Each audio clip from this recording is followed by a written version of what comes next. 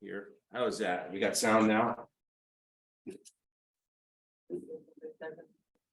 Check 1 2. Yes. Check 1 2. All right. Thank you for that. That would have been terrible getting all the way through this and no one could hear me.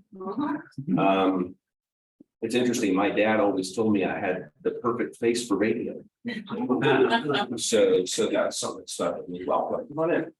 So anyway, before we get started, I want to talk to you a little bit about who I am and who Middleton Elite Coaching is. So you have a little frame of reference of the talking head that's in front of you today. And so I'm going to have to move the slides manually on this one. If I can, so that people in Zoom land can see properly. Or maybe not. All right, so about me. I began my real estate career back in 2001, if you can believe it. I know I look about 20. But yeah, I started in the Bahamas. I lived there from about 1998 to about 2015. I've held many different roles in the real estate industry, from a general broker, much like yourselves, to sales manager. I've been a director of sales and marketing for a large beachfront community. Came to North Carolina in 2015, moved my family here, settled in Charlotte. I live in Lake Norman, and in 2019 began my coaching career with Bill Middleton and Middleton Elite Coaching. Again, held many roles in the industry. So top entry licensing program in the Bahamas. It's been a really, really great ride. And again, excited to be here with y'all today. Middleton Elite Coaching. We're a small firm, but we are mighty. We do customized coaching for top agents, agent teams, brokerage firms, property management firms, and more. In fact, I've got a coaching client who happens to be a financial planner, and I just let go of one that was an architect. And so interestingly enough, we do lots of different coaching across all businesses. So one thing that we know is that all businesses are kind of the same model, meaning we have to lead generate. We have to have good lead follow-up systems in order to perform the work that we do really well for people, whether it be selling real estate or managing properties, or actually financial planning or other businesses. And so, again, really excited to be here. We have clients across the US and Canada. And one fun fact, just to let you know kind of the caliber of folks that we coach. United States wide, we're coaching the top 5% in all categories around real estate. And in many of our cities, we're coaching the top 1% of producers. And so the folks we have on our team, very, very successful. And the coaching clients last year sold over $3 billion worth of estate. So today I'm going to share some of those strategies with y'all. After the gap analysis, part 2 is going to be digging into actual strategies that you can take away and put into your action plan, so that when we go either after our meeting today or tomorrow, you can immediately begin implementing some stuff that'll have an enormous impact on your business. Would that be okay with everybody today? Perfect. All right. So let's get started. There's 5 key pieces to a real estate agent's job. Let me see if I can get these slides to advance. I'm sorry. Trying to get the people in Zoom land the same benefit here.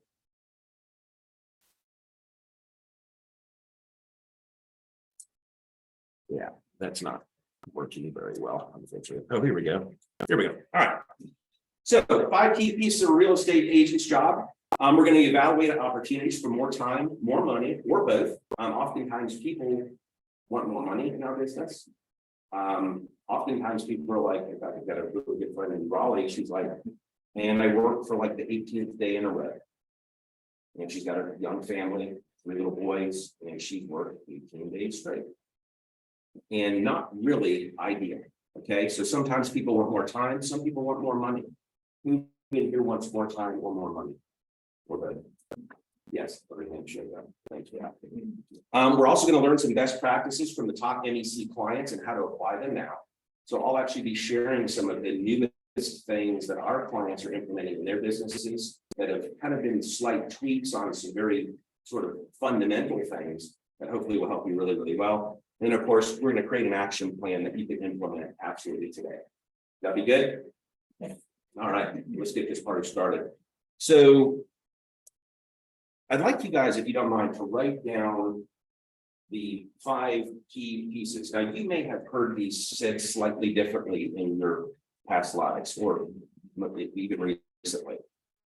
And we know that number one is lead generation. So what I'd like you to do, if you don't mind, on your piece of paper, we're gonna, there's a, actually, this Magnus.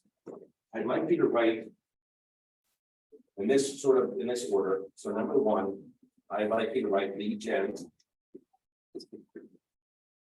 And I need to leave a space, actually the rest of this space. We're gonna create some columns here. Number two is lead follow-up.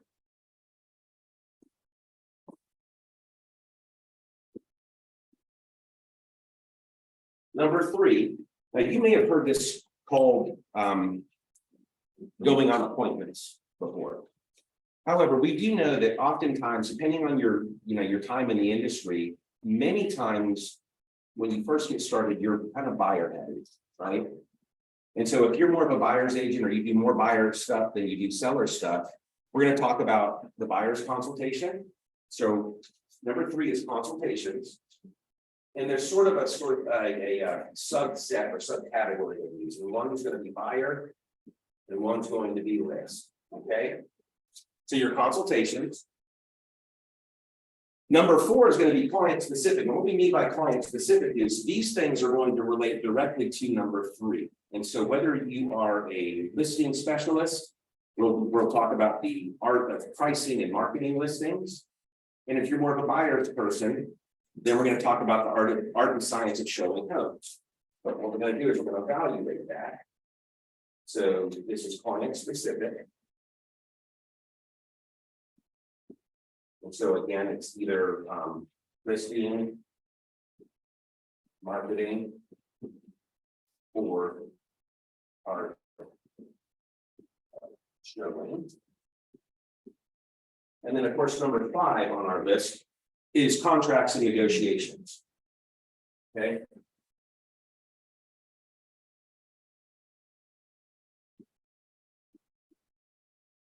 Now, what I'd like you to consider before we go through and we analyze your interpretation of how you think your business is going, I'd like you to ask yourself two different questions. And so as we go through this, we're going to be giving ourselves a score on a scale of 1 to 10, 10 being Zach, sit down, let me take the mic, I'll teach the class. Or 1, what is lead generation? Okay. And so I'd like you to look at it through two different lenses. The first lens is am I doing this role of my work the very best way I know how? Am I doing the work the very best way that I know how? The second lens I'd like you to consider is, am I doing this work the very best that it can be done? So do you see the distinction between the two questions? Am I doing the work to the best of my knowledge? In other words, in the knowledge that you have and the experience that you have, are you doing it the very best? And then the second level to that is am I doing it the best that it can be done? And so where that, can I do it the best, or am I doing it the best way that it can be done? We're looking to unlock sort of that discovery person inside of your brain. Someone that's looking to explore, if I'm not doing it the best, is there someone doing it better, and how can I find that out? Make sense? Cool. All right, so starting with lead gen, I'm going to give you just probably 10 or 15 seconds with each of these categories on lead gen on a scale of 1 to 10. 10 being I can teach a class on lead generation. Where would you give yourself a score? How would you score yourself currently on that metric? Okay, 10 being amazing, 1 being what is lead generation? And go ahead and give yourself a score. I'm going to ask you to not consider a 7. So no 7s. Okay. Everybody got it? All right, second question. On lead follow-up, where would you score yourself? 10, no one escapes me. 1, what is lead follow-up? Number 3, now there's a couple of different ways we can look at this. If you want to give yourself a general score on your consultation ability, in other words, you feel like you're pretty good on both the listing side and the buyer's consultation, you could lump this into one category. Or if you feel like you do more work in a certain category, for example, you're more buyer heavy, you could just rate yourself there. Okay. Or if you'd like to get better in listings, you can rate yourself there. But depending on how you do that will be dependent on how we add up the scoring. So go ahead and rate yourself on the consultation. So to be clear, you can give yourself a general score on console of a 1 through 10, or you could give yourself a specific score on the buying side and the listing side. Either way is totally fine. Everybody got it? Number 4. So in the client specific areas, so if you're working with buyers, how is the art or your perception of your abilities in the art and science of showing homes?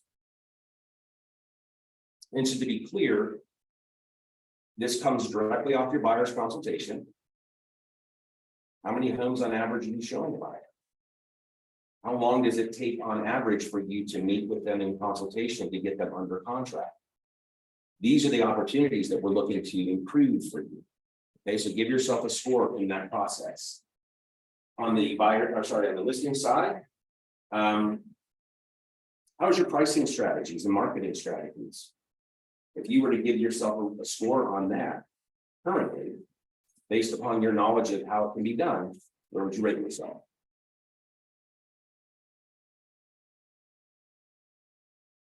And the last one is contracts and negotiations. And so that can be from explaining contracts or being able to help your buyer or seller, depending on who you're working with, understand what's in the contract. Your ability to prepare an offer, your ability to present the offer to the listing side or receiving an offer from a buyer side and sort of understanding the totality of the offer and conveying to your client what the details of that are and what their options might be. So we really want to get specific around your abilities as you see them in contracts and negotiations. Everybody got their score? Perfect. So what we want to do is we want to go ahead and add up the accumulation of all the scores. If you only gave yourself 5 scores and were general in these categories that have kind of 2 subsections, you're going to add all the numbers up and you're going to divide by 5. If you got specific around metrics, for example, if you gave yourself a separate score for buy, and a separate score for list, and a separate score for listing and marketing and pricing properties, and a separate score for the art of showing, then you'll divide by the number of metrics. So for example, there'll be 1, 2, 3, 4, 5, 6, 7, 8. So you add them all up and divide by 8. Is everybody clear on that? Okay, perfect. Does everybody have a score? It should be something like a point number. Got it? All right. Now what I'd like you to do is wherever the decimal point is scoot it left 1 spot. Essentially what we're looking to do is create a percentage out of 100 of your total effectiveness in the role of real estate agent. Everybody clear on that? Perfect. Now I want you to park that number for just a second. I'd like you to consider the amount of money that you've made up and through the close of June. So for the first 6 months of this year, and it can be approximate, I'm not looking for dollars and cents, but approximately how much money have you earned up until the middle part of the year? Go ahead and write that figure down.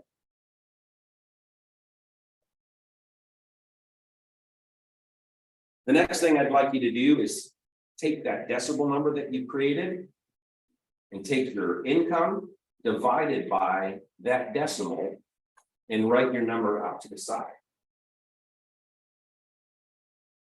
Everybody clear on that instruction? So your income divided by the decimal point that you created equals a certain number. Now that number should be higher than the actual income. Everybody got a higher number than their income? Perfect. Now I'd like you to take that number and I'd like you to subtract your income for the first 6 months of the year.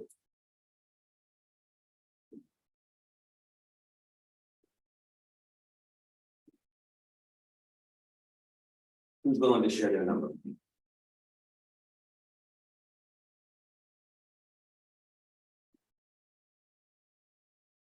Oh, Okay, what's your name? One minute. Lynette, L-Y-N-E-T-T-E. Double. 13,000. Thank you for sharing on that. You broke the ice. Now everybody else will jump in. Who else wants to share?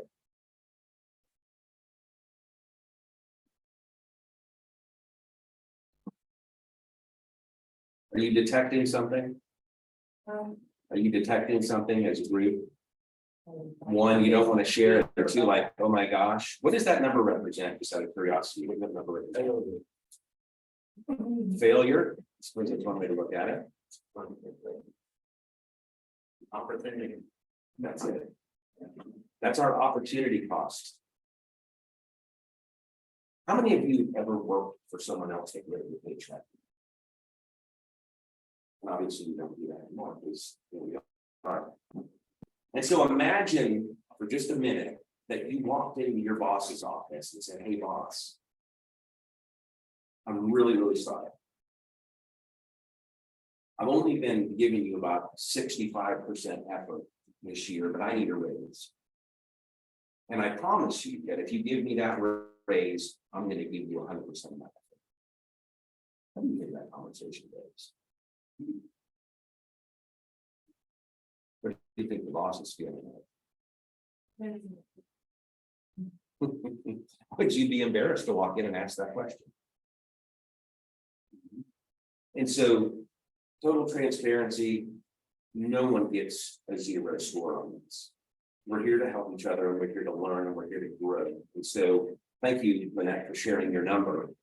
And just to sort of make this thing slightly harder, what if we were to take that number and divide it by 6, the amount of months we have left, or call it 5.5? What would that number look like? Somewhere around 2,000 and change, right? Subtract, or sorry, rather divide that by, say, 30 per day. 70 something.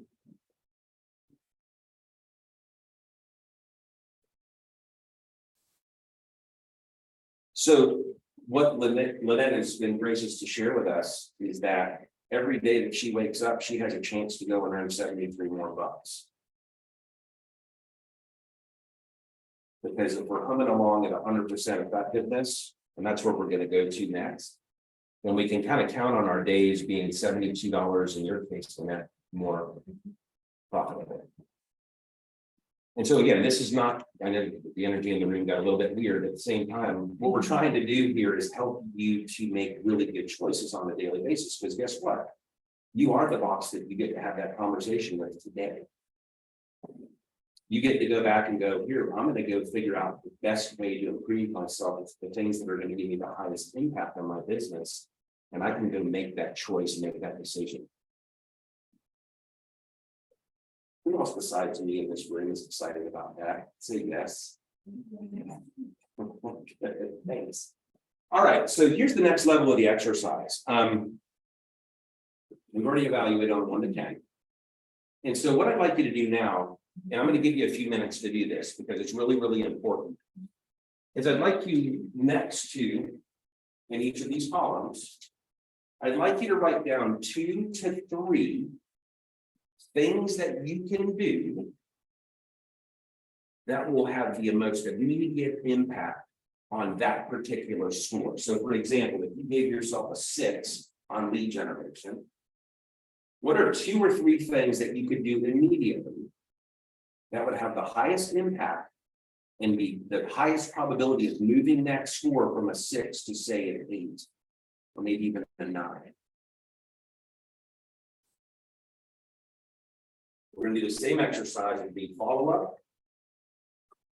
What could we do in the next day, week, month, that if we did it, we could move that score from whatever it is, maybe 2, perhaps even 3 points.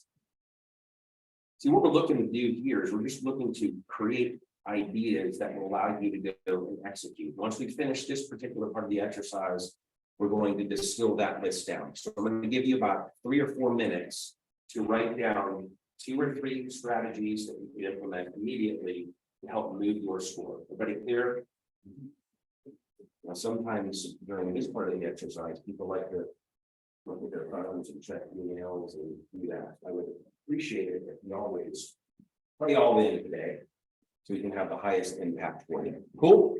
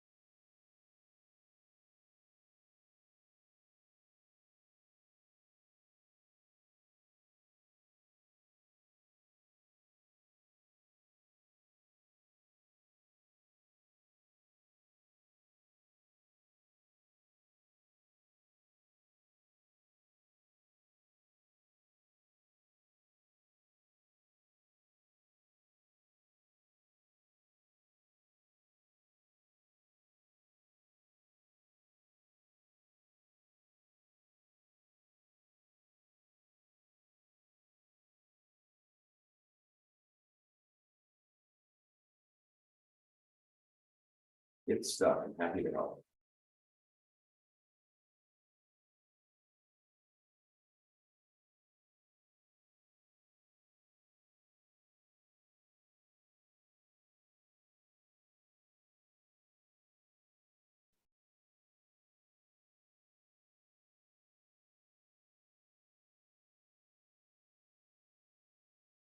Give it about another minute, and then we'll hit the next part of our exercise.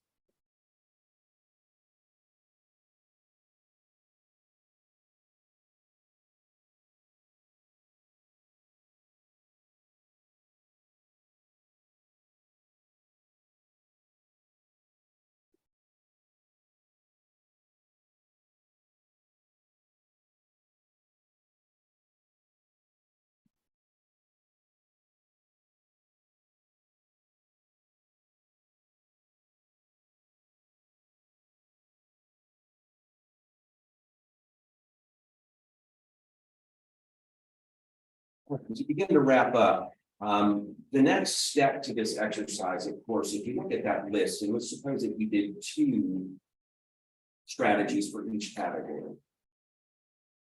Well, that's 10 things. Would you agree that leaving here today trying to implement 10 new things might be a little bit frenetic? Might be a little tough. In fact, it might even be slightly demotivating, and it could even have an impact on your productivity. And so while all of these ideas that were fresh at the top of your mind are good ideas, not all of the ideas have the same value, let's say. And so of the list of ideas that you came up with to help move your business, I'd like you to, from that list, go through and circle the top 3 to 5 that would have the most immediate impact on your business. Not to say that the others aren't important, but if you were to leave here and execute on 3 to 5 of those, or put those into your daily routine, that they would have immediately help. We're looking for 3 to 5 of the highest impact ideas that you have. And once we finish that up, I'm going to ask you guys to share a couple of those.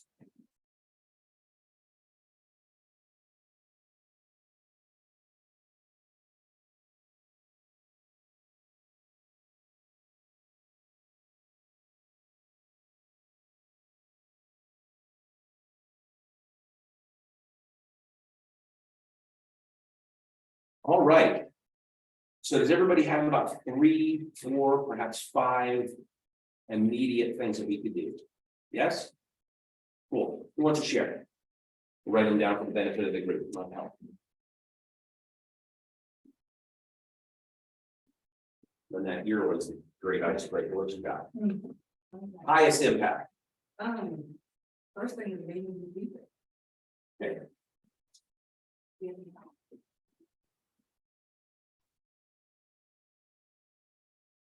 That's awesome. And if it's okay, I'd like to coach you up on that just a little bit. How many new people would you like to meet? And by when would you like to meet them?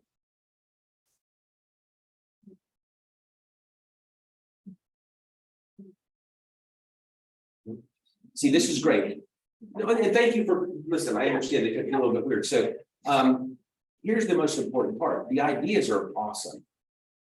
They'll only be really awesome once we do a couple of things. One, we have to understand like the how much part. You need to be able to quantify what we need to do in order to make that strategy work. And so going out and meeting new people is absolutely correct. The question is how am I going to do it? Where am I going to do it? What would I need to do such that when I did it, I would feel like I was winning?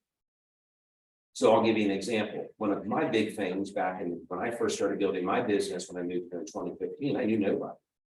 And so I got immediately involved with the Chamber of Commerce, and I went out to meet everybody. And I went and got coffee meetings on the books every single day. I read the 7 levels of communication from my coach. He said, if you like networking, that's the book. So go read the book and go do the work, and I'm going to hold you accountable to it. And so my objective when I first started was 5 meetings a week.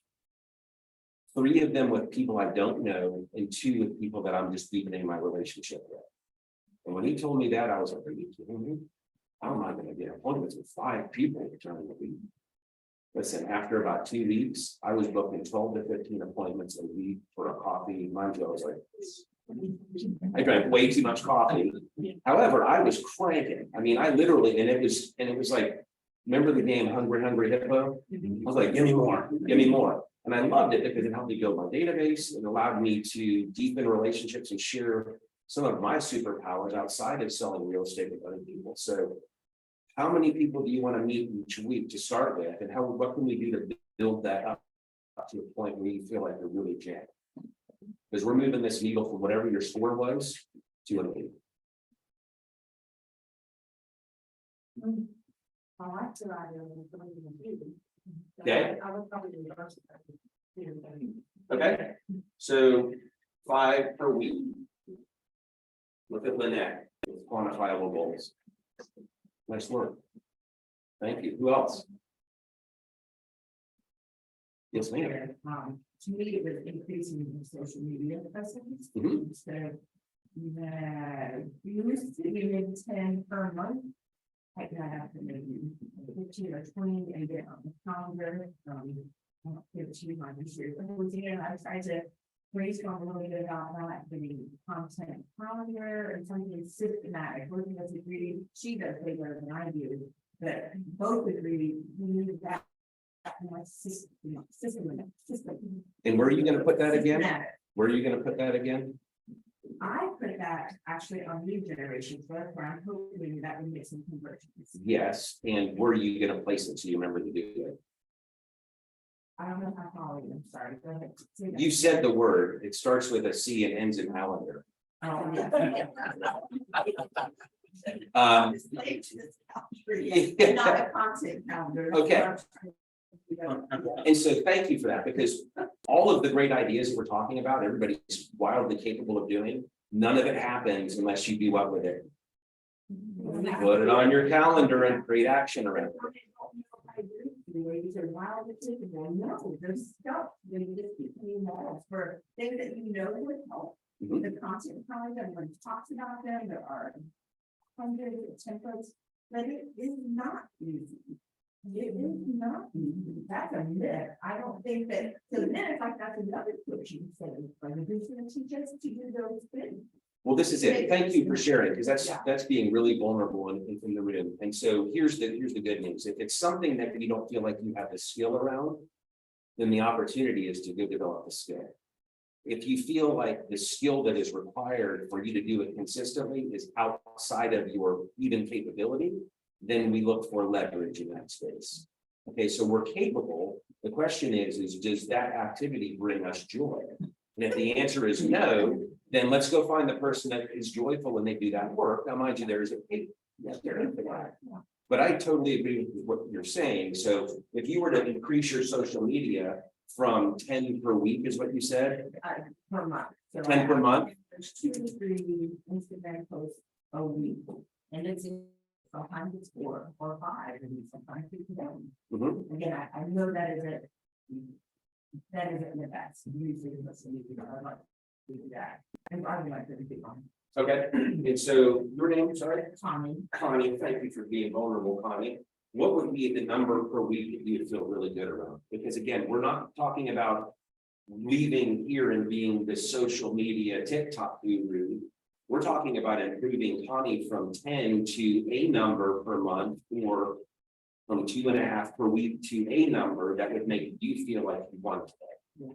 I think 4 per week is doable. I think beyond that, I don't think I would be consistent. I could be consistent with 4. And that would be back to what you said about Lynette. To specify that further, I would say that's 2 reels and 2 videos that I would think is the case. And that's something I'm really, I don't know if I'm using nice word like shy or backward or be a negative word, but it's like that has been an obstacle Sure. to do certainly the videos face to face.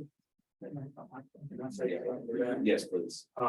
So I use, I don't know if you know Jordan. She was in the office. She used to be my social media for the last day. Okay. I stuck at the consistency. Yeah.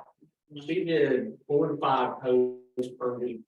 And I ended up paying her like $100 and $125 a month. And that was my baseline. That's not me posting any new listings or closed deals today, nothing like that. That was just like, here's where you start, right? And before that, I was like, hey, that help. Yeah. Now at least you got a baseline to do that. And she's really good. Her stuff that looked like I created it, it looked like, somebody knew what they were doing. So if you need her contact, I would love that. there's a lot of people out there to do stuff like that. And I'd also like to encourage you to just consider this. Again, we're not going to ask you to go out here and be the guru. What I would ask you is that based upon where you are and where you'd like to go, if you'll commit to improvements just a little bit each week. What it ends up feeling like is that you're going to gain on it without even really knowing about it, because the pain is not going to be so big. And so if you were to say, okay, from 2.5 to 4 per week, maybe that's for the first month. And then in month 2, you write on your calendar, it's 5 per week month, and then 6 per week month. And before you know it, you'll be hitting the numbers that you feel good about, and it's not going to feel weird. It's not like when people train for marathons that have never run a marathon before. Clearly, I have never run a marathon, as you can see. However, when they do train for marathons, they don't go out and run 26 miles that day that they want to go do it. They start, and there's a certain thing that they have to do to build on, so that when the big day comes, they're ready to do it. And so it's not much different. It's training yourself to do a little bit incrementally more. And that's all we're looking for, is progress, not perfection. Cool? Yeah. Thanks, Connie. Anybody else want to share one? This could impact the group. It could change someone's life in there. Who else?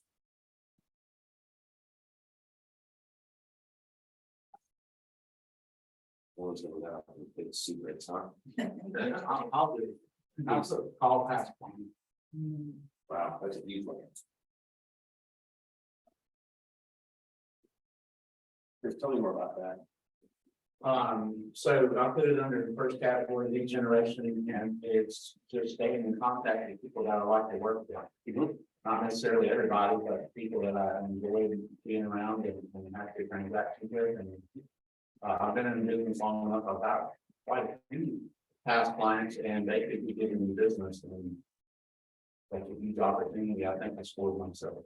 Or lead generation, it's all of that. So if you were gonna quantify that to make you feel like you're moving the needle up into the 5 and 6 categories, again, not for perfection, what would that look like on a weekly basis? I think I would, the marathon example, as you said, start 5 a week.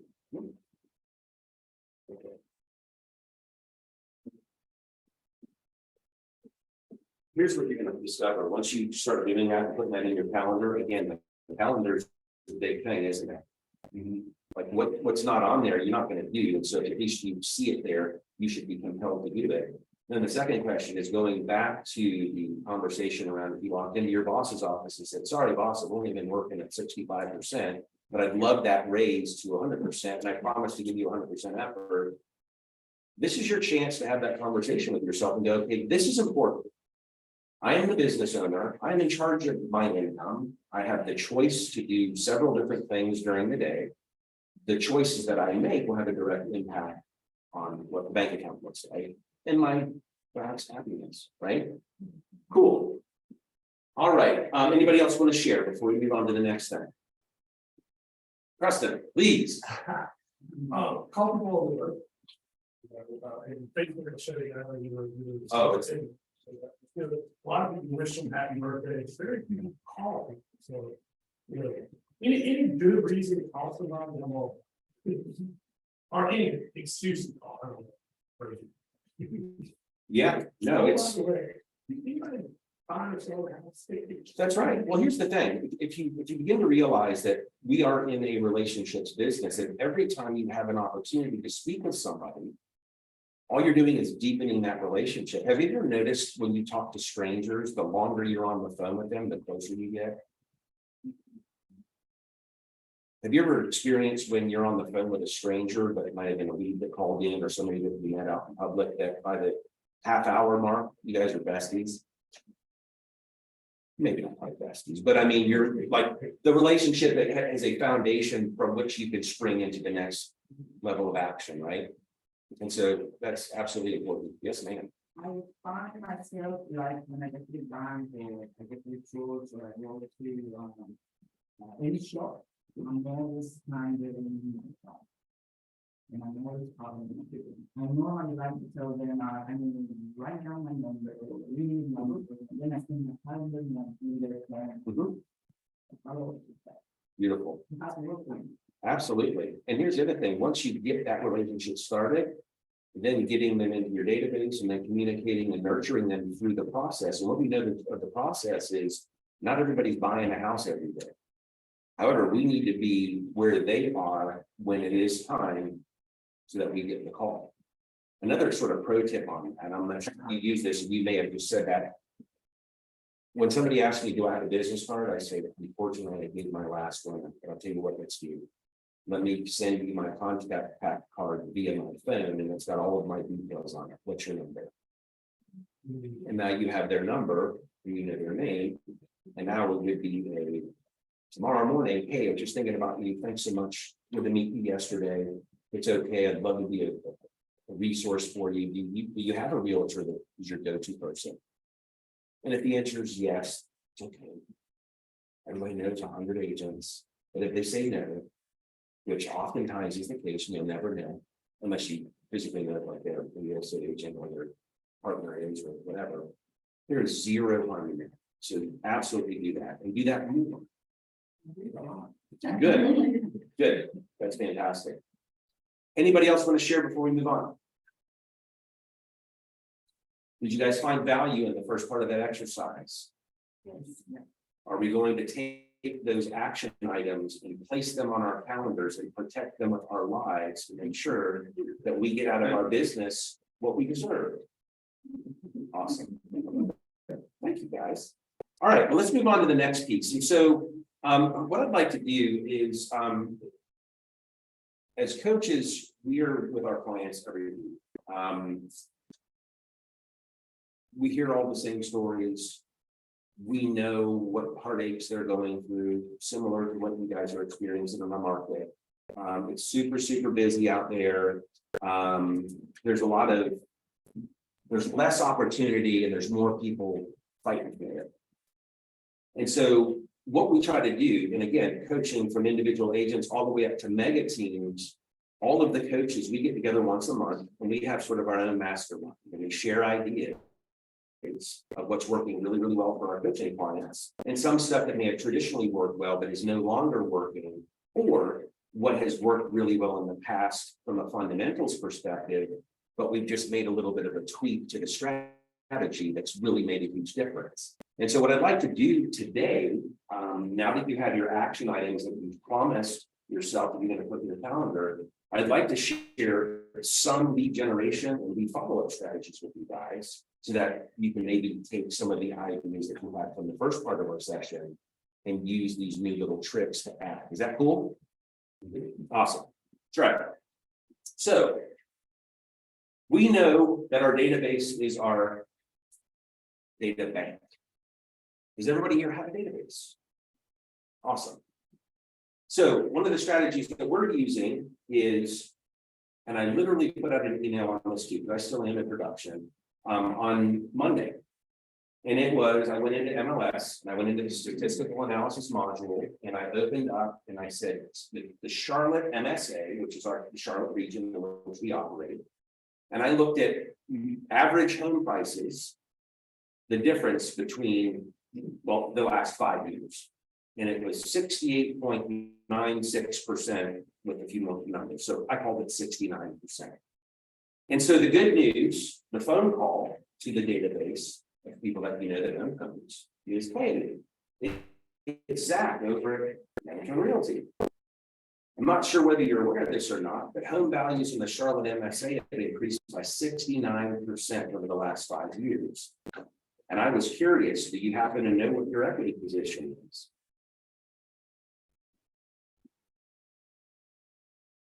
If you don't, I'd be happy to do a free CMA for you, just to give you an idea, so that you can make really cool decisions, whether you might want to invest, maybe you want to do an upgrade to the kitchen, maybe you want to go on a cool vacation. There's lots of different things you can do with your equity.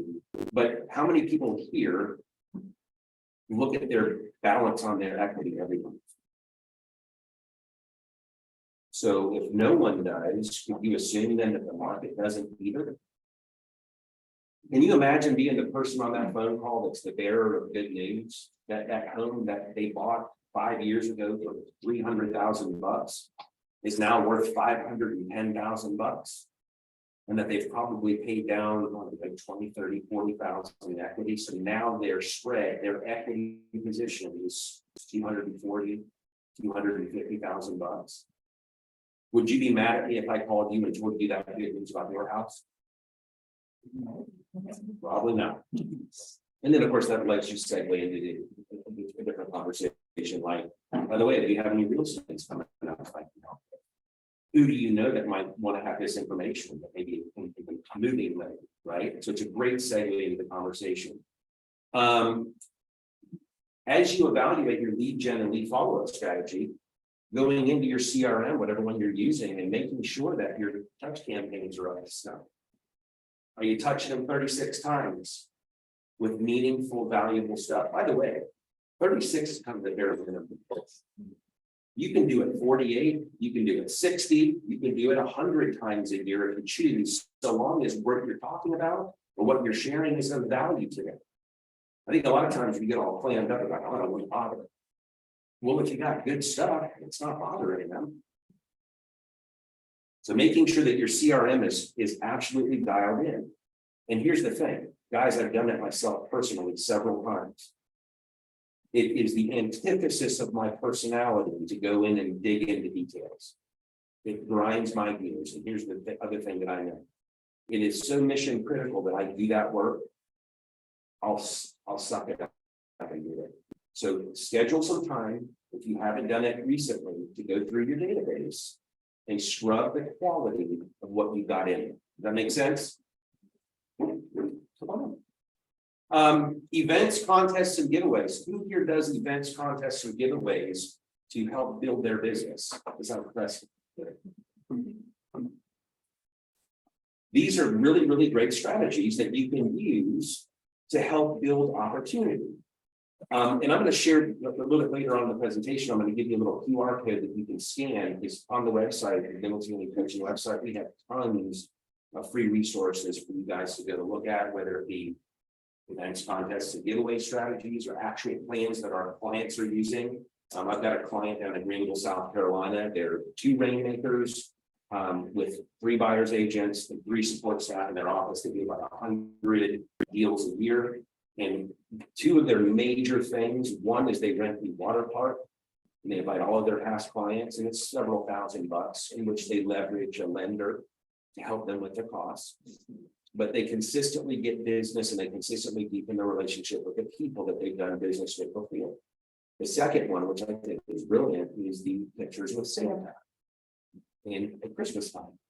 And so right after Thanksgiving, like the event starts to get promoted. They've got this old fella that is Santa, that they'll get on a Zoom live on their social media, and they'll call all of their friends that have children, and they'll say, we're gonna have Santa on Zoom, go ahead and jump on, and we're gonna get you guys sucked into the Santa thing, right? And it literally, they get hundreds of people show up every year. They pay a photographer to do pictures with Santa. And we're layering up on that effort. We're actually going to be doing, while people are there in the feel good mood, to do really quick 15 to 30-second video testimonials of those folks that are attending. So imagine if you had people attending an event that was really cool, that they loved and enjoyed. And you say, hey, could you just give me a quick 15 seconds on why you love doing business with my company? Sure, why not? Man, recorded testimony. So these are things that you can do, and of course, there's a lot more to it. However, I'm using a couple of examples of clients that I know that I personally coach that are doing this, and it's wildly successful. It accounts for probably 60% of their business a year is repeat and referral business. Okay.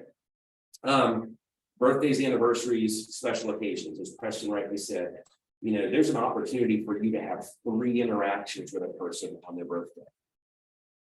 You can find them on social media and blow them up there. You can call them and you can send them a birthday card. How many people here get birthday cards besides the one their mom sends? If your mom's so yes. Like, that's it. No one else sends me a birthday card. Amazon has 120 cards for like $20. And there's about 6 different flavors. They come with envelopes. All you gotta do is go, hey, hope you have a great day. All that. Yeah. In the envelope, it literally costs about 2 minutes of your time and attention and less than $1 for the effort. And it makes an enormous impact. VIP groups, this goes to like social media. You can create out of your social media, if you've got a business page, you can create a VIP group. And in that VIP group, you can share things that your company is doing that would be special to them, right?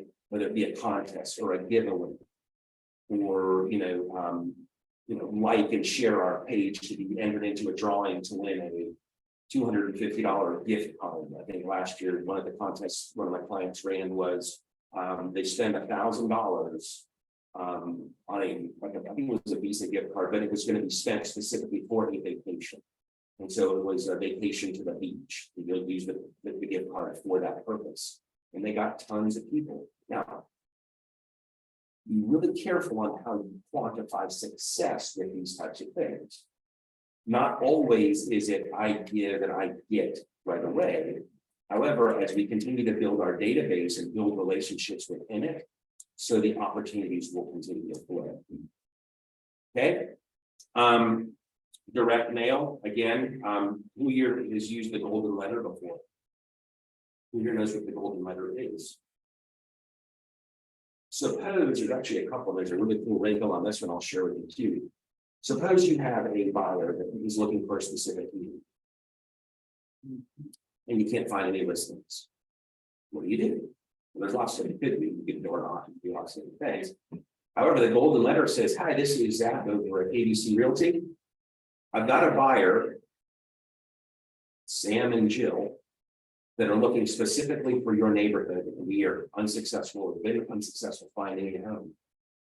Have you given any thought to selling your property? If you have, please give me a call. I'd love to share it with them. And that's a golden letter. Another really cool one, and this is something that I would definitely consider if I were you guys. And you can find this information in our MLS. And that is, you can go and find all of the names and addresses of absentee owners, i.e. landlords.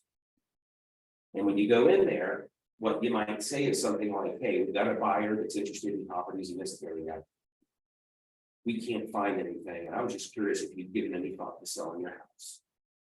Now, remembering that landlording, how many people here are landlords? How many people love it? You're probably one out of a million. So landlording can create challenges. Obviously, the upside is you make money and you build wealth that way. The downside is you get the call at 1 o'clock in the morning, that toilet's running, and AC is not working, or whatever the problem might be. And so there's a certain percentage of landlords that thought it was a great idea and that they're probably at their wits' end, or the investment may have exhausted its useful life. Most investors look at their investments on about a 5-year time frame. Anything more than 5 years, they look at it and go, am I getting the most I can get out of this? Or is the opportunity sort of extended itself? And can I take the equity that I have and move it into a different thing that will allow me to have a higher cap rate or a higher lot?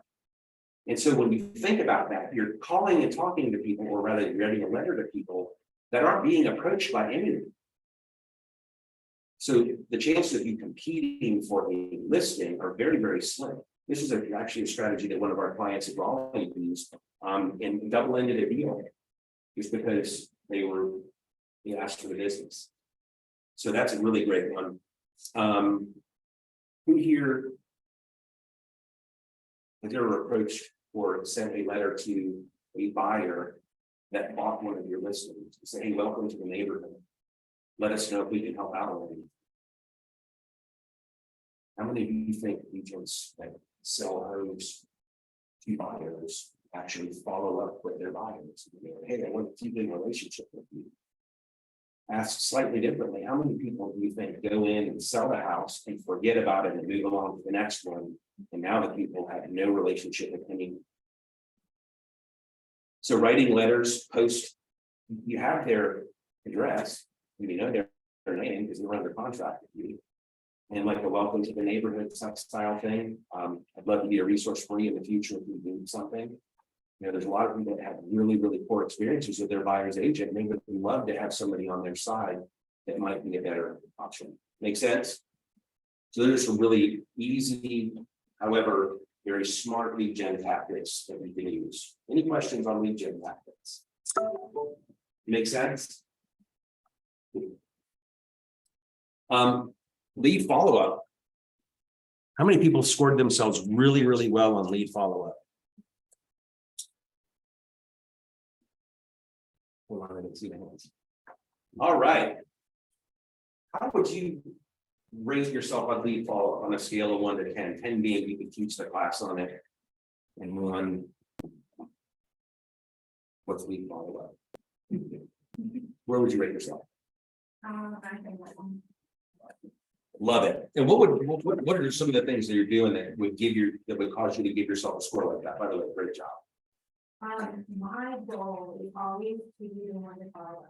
I never want to be not follow me. And that's my goal from day one. And I'm going to talk to them that that's the reason why they're loving their real estate, because like I don't know whether you're always because I want them to stay informed because much as I know, I want them to know and I want to keep on following how you know, if the market changes and I know this is the time buyer and we contact them and say, we're the name of it together.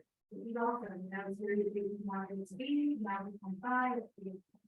And so you know, I have my client listing. I try to follow up as I feel like this is the right time with them, but I try also not to do this with the women. But I think that the balance of like you're getting on my last. Yes, love it. And so if you were to kind of quantify that, how often would you say on average, say monthly, are you in a relationship with those folks? The people that I'm actively working with, or just leads that hopefully will be. Probably the latter. Okay, so I get in contact with them. I would say it was leads that aren't super hot that I feel like to convert. I follow them the twice a month.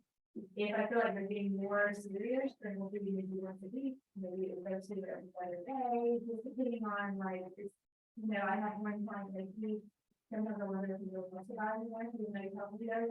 But every time something comes up that I think it works for him, I'm sitting there and I'm like, hey, let's go take a look at this, and you know, let's get stabilized. So this may be depending on what's in the market.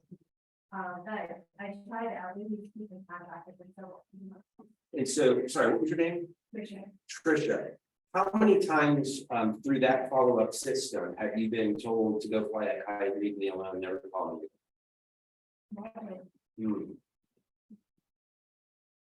Wow. Trisha, are you available for everybody to teach your follow-up system? I might be talking about that next. the next hour. Perfect. So thank you so much for sharing that. So I guess the bottom line there is, guys, there's really never a bad time to follow up with people. I know that sometimes we're like, what am I going to call them and talk to them about? And there's news all the time to talk about. It could be interest rates. It could be, something about the local community. It could be like, I'll give you a weird example. However, I've got clients that when I get into relationship, like we're buds, right? So one day I was cooking a pot of chili on a Sunday and I took a picture of it and I sent it to some clients that I knew love cooking. And I was like, and they were like, man, it's a rainy day. We're doing chili too. And here's a picture of my chili. I'm like, that was just us being friends. It wasn't, hey, can I hurry up and tell you something? It was just being in a relationship. So when you take that out of it and just become more friendly around that, instances where things about people that would like, they would love it, that you shared it with them. Hey, there's a great sale on wine at the wine store. You got to go check this bottle out. It was really great. We loved it. And I know you love wine, so go get some. I mean, anything and everything like that. Old leads. Who follows up with old leads? People that like you called or texted once and they never said anything. She left the meeting. How many people have those? Okay. So my philosophy around lead follow-up on old leads is that my job is to get them to a fork in the road. And here's the fork. Leave me alone and never call me again, or I'm not ready just yet. And I just want a response. And until I get to leave me alone, never call me again, they're live. They might not convert as quickly as I'd like them to. However, they know that I'm thinking about them in some capacity. And I'll give you a really cool example of that. I was following up with a lady for 2 years. 2 years ago, she had me running around just post-COVID. Market's weird, doing a lot of video showings. She decided to not move to Charlotte, but she decided to move to Wilmington. And as you can imagine, I was fairly disappointed. However, I kept in touch. About 3 weeks ago, she called and said, hey, this Wilmington thing is not working out. I want to move to Charlotte.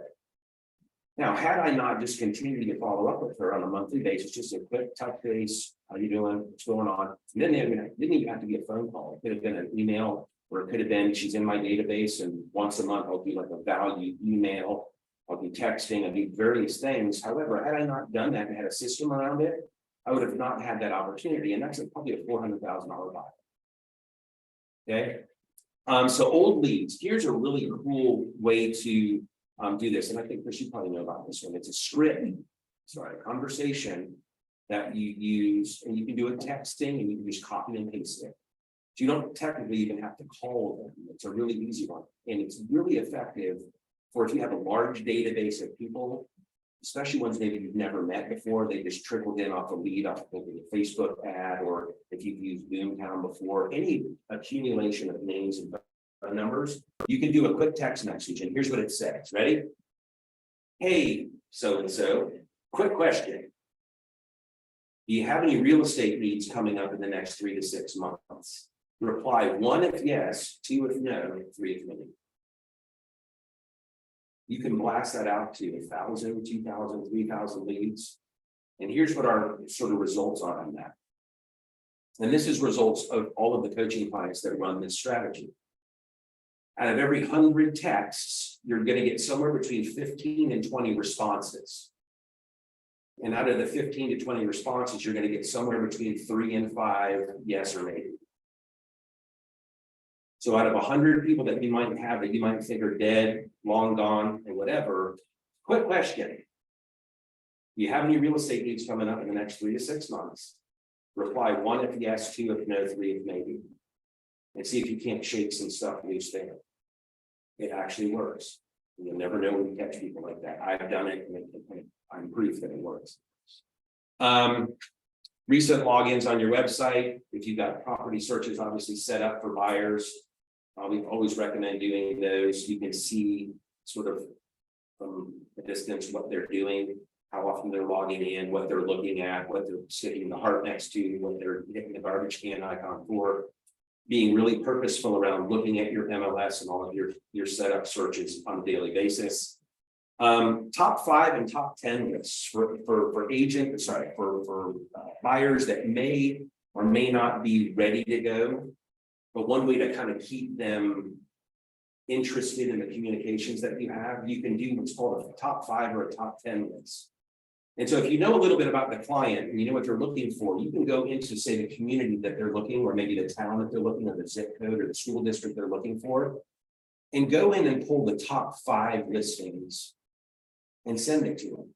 Say, hey, we're just doing it. This is the top 5 for the month of July for homes that you were looking for 6 months ago. Just thought I'd provide some value for you. These are the best homes, the hottest homes in the area right now. Really easy, really smart, really high value touch. Okay.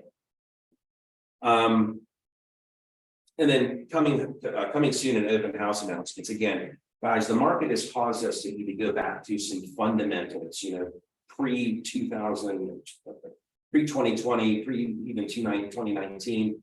We actually had to go to work. We had to do the job. Like, the job was lead generation and lead follow-up, creating opportunities, converting the opportunities, and doing it over and over and over and over again. So fundamentally, in the coming soon status or in the open house announcements, door knocking around or mailers to the general vicinity around where you're going to have the open house and you have the listing. Those are fundamentals, and those are things that get return phone calls. If you're door knocking, you might say, hey, I just wanted to apologize. We're going to have an open house this Saturday, and I want to apologize in advance for the amount of traffic that's going to be coming through the area. We know that the house is really, really popular, and the neighborhood is too. And so if there's anything that we can do to make this more painless for you, let us know. By the way, we're also going to be holding the house open about a half an hour before the official start date for any of the neighbors that would like to come preview without all of the ruckus, just in case you don't know somebody that wants to get in the neighborhood.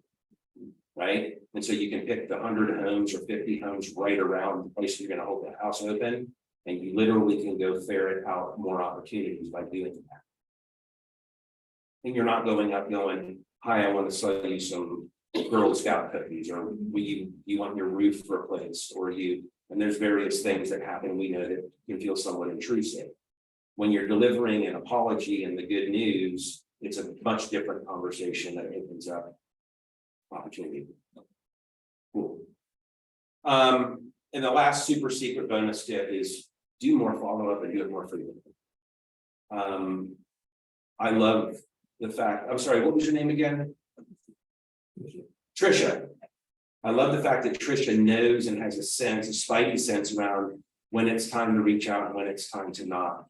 And there's really never a bad time to. You can do it via social media posts. You can high five them on a vacation or whatever. Just always be around and always be in their field of vision, so that when the time comes, they think about you in that capacity. So I'd like to point you to, as we wrap up here, I'd like to point you to the Middleton Elite Coaching website. Again, I explained earlier, there's a ton of free resources on there. You guys are welcome to go and take a look around. We do some live streaming events throughout the year. We do some of these sorts of presentations, road shows and those sorts of things. We do customized coaching. We are not a national sales training company. We are a coaching company that looks at each client very carefully. We understand what their goals and motivations are. We understand the human. We understand the things from a behavioral perspective that they'll be willing to do in order to build their business, rather than saying, go call 100 people, and if you don't do it, you're an idiot. We lead with the carrot, not with the stick. We really, really spend a lot of time getting to know our people. And that's probably why we have such longevity in our coaching clients. It's really, really important. And I think Chris can probably speak to that a little bit. And as far as your action plan is concerned, again, are you ready for more time, more money, or both? Go ahead and click on this. All of the bonus resources from today. I think that there's some things that Sherry, who is our administrator, put together for you guys, very specific to today's class. Go on there and do some snooping around. I'm always happy to to talk with you about anything, and even if it's not wanting to be coached, if it's just tips, tricks, things that we're seeing, things that we're doing. My number and everything is right up here, 704-960-2901, or Zach B at MiddletonEliteCoaching.com. And thanks for having me today. I appreciate you. I hope today was valuable. I'm sorry I ran a little bit over, but I'm glad and grateful for Melissa. Getting technology, helping get the technology sorted out. Thanks for Chris for inviting us to come talk to you all today. And thanks to Preston Sandlin, who somehow has managed to get orange pens in every crevice of my house. Isn't that funny? We were, as a friend, it was your Lauren. Her and I were joking. We were watching a slide presentation. I'm trying to even remember where it was, but it was at a real estate event, but it was a slide presentation that had nothing to do with anything other than whatever the topic was. And there was an orange pen sitting in the slide. It was unbelievable. So anyway, Preston, if you're ready, come on up, bud. And then if there's any questions afterwards, I'm going to hang out and spend some time with you guys. Okay, well, cool. Well, thank you guys. I brought food. I was told to bring food. And you Be educational, be brief, be seated, and be invited back. It's like the 5 B's. Well, everybody's gonna get ducked today. I thought I'd pass this around. It's just kind of a cool lead generation thing. Anybody here on a Jeep? You know, on a Jeep? I have a Jeep, and I would start getting these. There's this thing, ducks. You get. I don't understand it, but it's happening. And you get a duck, and it's like, and several realtors ducked me, you know. And I was like, I can't think of it.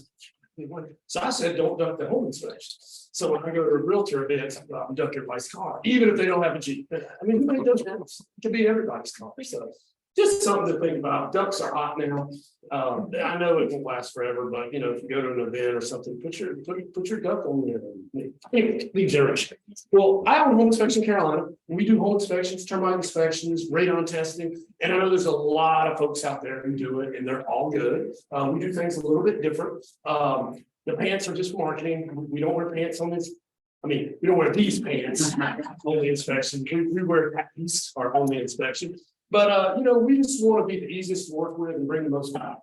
And we do that a couple of different ways. We teach all our inspectors to be non-alarmists. I know it's a lot of work just to get to that point where you're having an inspection. And the last thing you need to do is, you know, it's all in the framing, I think. You know, it's how you frame something. Everything can be fixed. You know, and give them some solutions instead of just giving them problems, right? Because that's kind of what home inspectors do. Well, here's a problem, here's another problem, and here's another problem. Have a nice day. I'm more of like, here's the problem, but you know, here's how you can solve this. Here's a problem. It's pretty common. You know, it's something, you know, just frame it. That's the thing. So we teach our guys to be non-alarmist. We also want to have quick turnaround on the report. We have an app where you can schedule 24 hours a day with your favorite inspector. And we have a lot of free resources on our website, a lot of checklists. You're free to go to that homeinspectioncarolina.com. We have links to all the county's building permits. So if you go out and look at a house and it's got a wonky looking addition or basement, go to our website, whatever county it's in, put in that address, see if we're permits for. We do that. Another thing we have is a bunch of free checklists, like a seller's inspection checklist. If a seller's getting ready to go through an inspection, what they're going to be looking for. We have a measurement sheet. This is great. This is also affectionately called Keep the Buyer's Dad Busy during the inspection sheet. Give that to him and take measure and hey, success. But lots of free resources on it. Last 2 things I'll tell you about is we started doing sewer scope. If you have a house that, you know, has large trees, you know, normal inspection, you just fill up the sinks and the tubs, let the water run out. But that's not the same as 4 people living there, washing clothes, dishwasher, all that.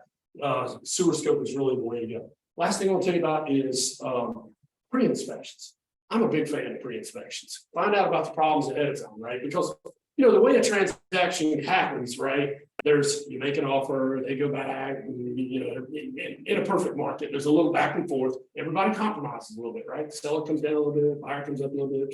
They feel like they've done all they can do. They compromise. Then you come in, the guy comes in, has the inspection, and he's found a couple of things that have financial implications. Like, you know, this, you know, needs a new furnace. All right, well, both these people are already compromised. I'm not paying for it. I'm not paying for it.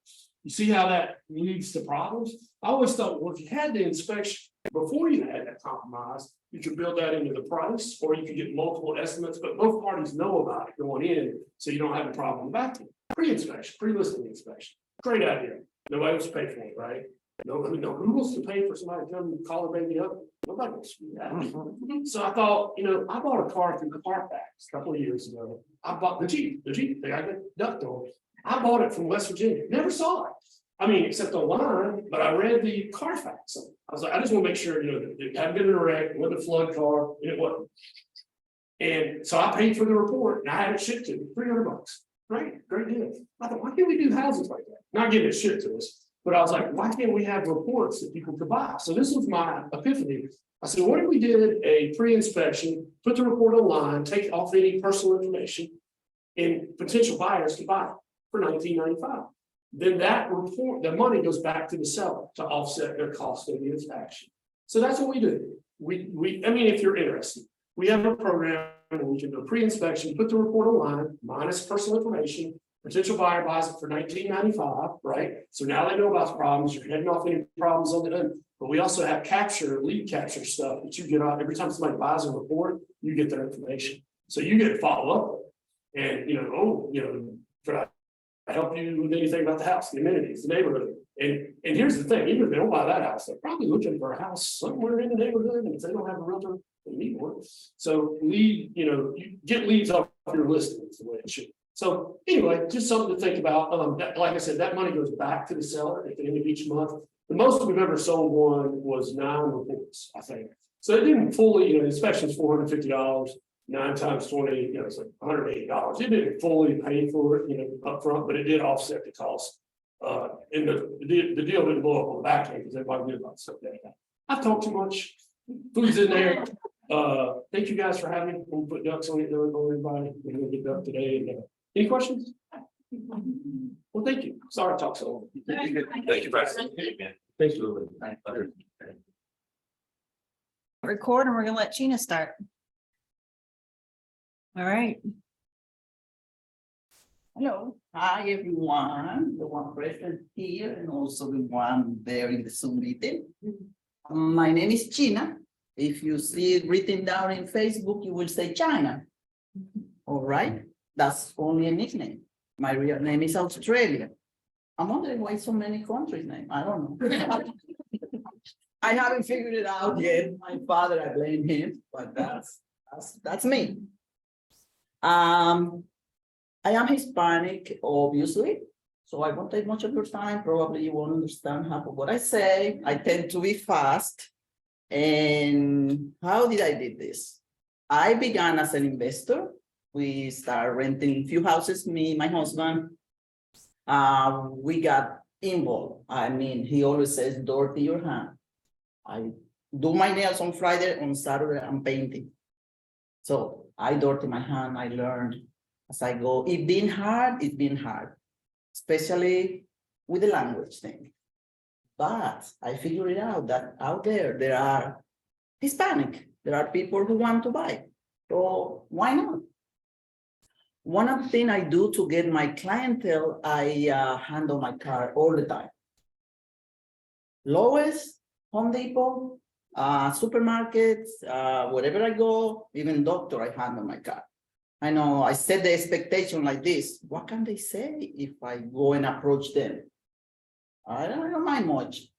If I have heard things, like for example, I don't want to do it with you. I don't understand you. Okay, I'll try with that person. I'll try again. Once you break the ice, they are very good. They are very nice, and that's how I do it. So I won't be here speaking too much because because of the language. And what else have I done? I teach class. I find people who know less than me. So there are people who want to buy, and I'm sure they know less than me. So why not? Even if I have to repeat what I have to repeat, I have to say what I have to say, but they know less, then I follow up with them. I'm very good at following. I'm always there. I'm always on time. I stretch my hand a bit further than what maybe I'm supposed to do, but I'll do it.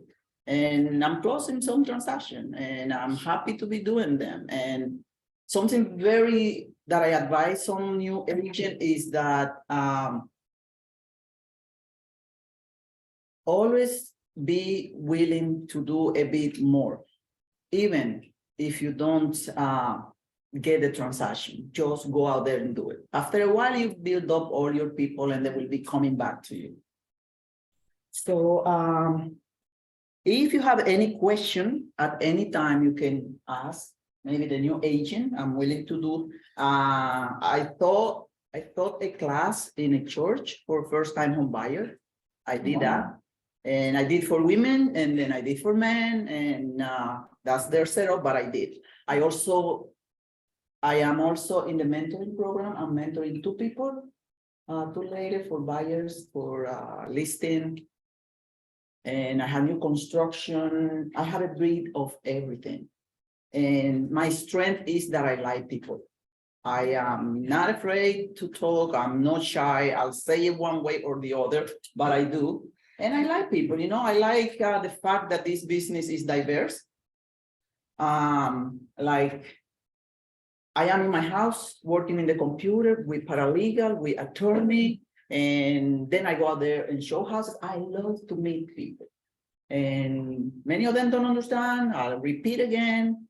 And I'm just very natural. I don't plan too much. Like when I start with my program, my listing presentation, I start with it and I see the client a bit yawning, oh, they're boring. So what do? I just leave everything and then I become myself.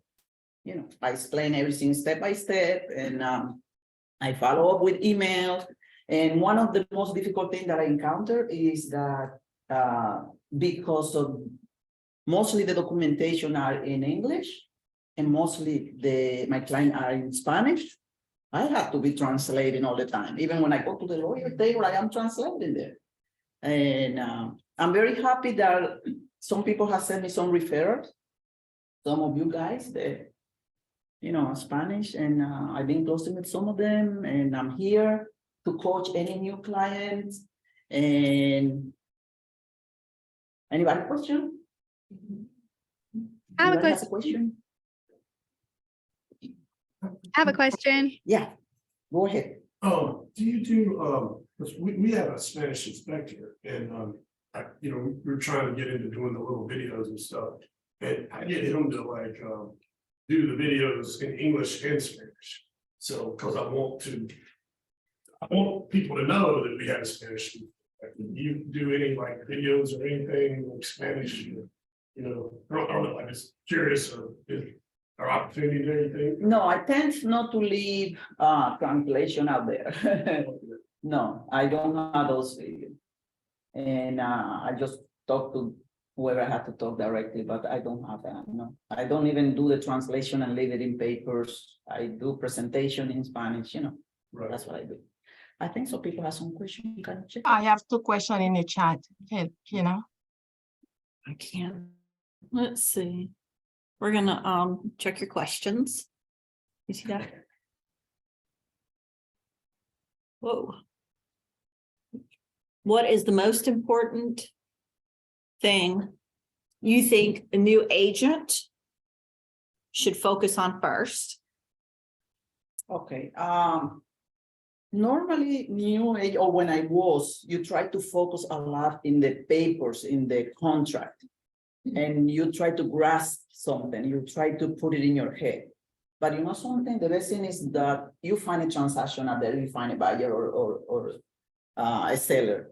And once you do that, you learn through the transaction. Every transaction that I have is different. All of them are different. So find a person and try to involve them in the transaction. Yeah. And also, what is the one thing that made it click for you that made all the difference in your business? I believe persistence. Persistent. Just keep going with the clients. And also, when you have one transaction, you try to think about the next one, because the next month you will be with nothing. You're trying to close that one, but plan the following 2 months, and then you always will have some. And yeah, What do you like most about being a realtor? I like people. People. Yeah, I like people. I like to meet with different people. And yeah, that's what I like most. What I like less is a lot of too many laws. Yeah. And saying something about the commission, I mean, that's what we do business. I'm here for the money. One time, a realtor told me, don't follow the commission. I say, what do you mean don't follow the commission? Are we here for the money too? And she said, don't follow the commission. Don't think about it. The money will come, behind you. And then I look and I only see a bunch of bills. And then she said, and she was right. Yes. I mean, after a while, with 2 transactions, you pay all your bills and then you accumulate. Yeah. So thank you for listening to me. And if you have any other question, you want to go ahead? Move over. Yeah, where? Okay. So, our next agent is Amanda Cody. She is out of our Albemarle office. So some of you know her, some of you don't know her. I'm gonna drag this over here. Is that fine? Okay, yeah, wherever you want to Okay. go. So, My least favorite thing is public speaking. I will talk one all day long, so when Alyssa asked me, I was like, oh God, no, I can't do that. So this will be very brief, I promise, and I'll probably start breaking out in halves. Anyway, I've had my license since 2004, and I'll say 99% of my business is from past clients. When I started out, it's just, even if I didn't have anything going on or no, I still set office hours and I sat in that office and sent out letters or sent out messages, social media, for sale by owners, expires. I know there's not a lot of that type stuff now, but just put the hours in, and it'll eventually come back. Give back. That's my biggest thing is I support community events and local ball teams and things like that, just to get people to recognize me and have a relationship with me. Just trying to make it personal. That's been my biggest thing. With clients, I send out birthday cards, anniversary cards. If you see them post something on social media that happened in their life, congratulate them or send condolences or just stay in contact with them. That's the biggest thing, is just staying in contact. If they need something, don't always expect something in return. I've had people reach out, hey, how do I get a copy of my deed? Or, hey, I've got my mother is wanting to sell me their house. Can you help with that? Do as much as you can, not expecting anything in return, because it will come back. Do some community events. Just a month or 2 ago, I did like a free movie night in the park. And I met people there that, even though, I did it at Richfield, which is where I'm from, there was people that came that I'd never met before. And some have already reached out that, I didn't charge anything for it. It was just, hey, come enjoy this, something free. How many people did you have come total? About 100. I really thought it would have probably been more, but I did it on graduation night for our county, and that was not a good idea. Pretty good. Which when it worked out, I had food vendors, and we have a company called Road Toad Ads locally, and it's this big, huge truck that has TVs on all sides, and they'll do advertisements for you. But then it'll open up to a big, like 37-foot jumbo screen with surround sound, and they set up and showed the movie. So it was really neat. I had a lot of people ask, hey, are you going to do this again? I've got some of their family members already looking for property that, you know, I met that night that I wouldn't have connected with. But just be kind, stay consistent, reach out.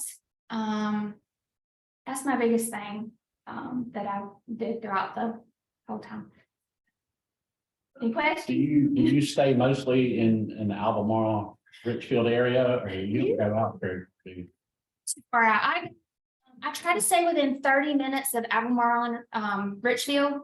I will go to the edge of Montgomery County, Rowan, Cabarrus, just because where I'm located, I'm about 10 to 15 minutes from all those places, even Denton. That's why I joined the Triad, was because I'm 10 minutes from Denton, and all that was in the Triad MLS. So I try to stay local. The CRM, do you use a CRM?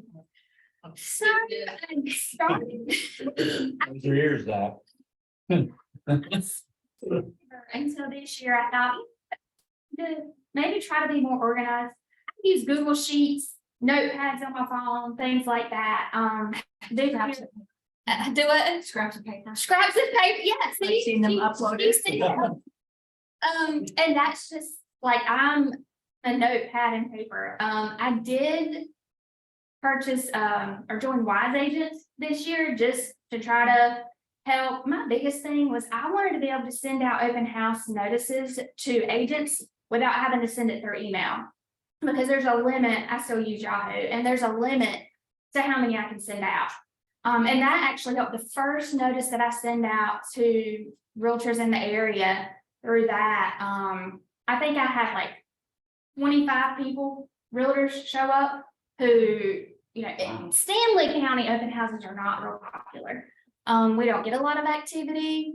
So when I had to go back to doing that, you know, I just really wanted to get it out to agents. And CCAR actually sent me the Excel sheet with all of the members, and I was able to upload that and just send out a blast. So that's really, I know I should use it more. It should keep me together more, but my Google Calendar and my Google Docs is what I use. So I should be, like several of the things he said, I really should implement that stuff, but I just haven't done it yet. Mhm. Do you have somebody to help you with the showing and the transaction coordinator, or you do everything yourself? Just me. I have attempted that twice and it just didn't go well. They would drop the ball, or like, I really like the one-on-one. My clients didn't like talking to somebody else. They felt like they were losing, you know, the personal touch. So, you know, I've not. Mhm.